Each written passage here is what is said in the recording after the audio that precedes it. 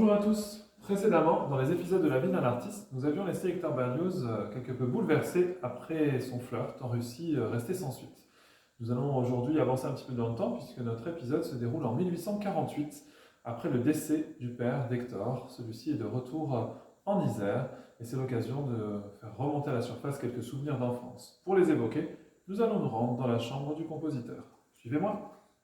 Lors de son retour en Dauphiné, Hector Berlioz ne se contentera pas de revenir ici à la Côte-Saint-André pour régler ses affaires familiales, il va aussi en profiter pour rejoindre Mélan, faire son petit pèlerinage habituel. Rappelez-vous, à Mélan, c'est là où il a connu ses premiers émois amoureux, avec la belle Estelle Fornier.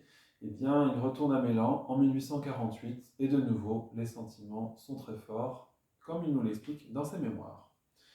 Voyons maintenant, je me retourne et mon regard saisit le tableau tout entier. La maison sacrée, le jardin, les arbres et plus bas, la vallée de l'Isère, qui serpente.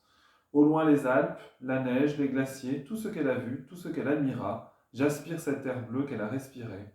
Ah, un cri qu'aucune langue humaine ne saurait traduire et répété par l'écho du Saint-Hénard.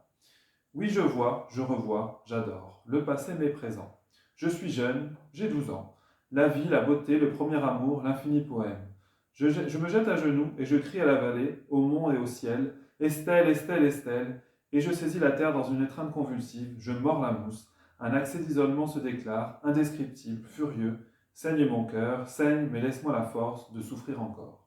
Et puis, dans les lignes qui suivent, très nombreuses lignes qui suivent sur cet événement, il évoque encore une fois des petits souvenirs. C'est sur ce buisson de ronces qu'elle s'est penchée pour cueillir des mûres sauvages. C'est sur ce terre-plein que se trouvait une roche où se posèrent ses beaux pieds, où je la vis debout, superbe, contemplant la vallée. Ou encore ce beau cerisier, sur son tronc, sa main s'est appuyée. Après ce pèlerinage fort en émotion à Mélan, Hector Berlioz va rentrer à Grenoble chez son cousin Victor, qui va lui apprendre qu'Estelle vit désormais à Vif avec son enfant. Hector va donc décider de lui écrire une lettre pour lui déclarer un petit peu son admiration, mais cette lettre, il la pose de manière anonyme, si bien qu'il n'y aura pas de suite. Pour autant, nous verrons dans de prochains épisodes qu'Estelle et Hector, c'est une histoire qui est loin d'être terminée. A très vite!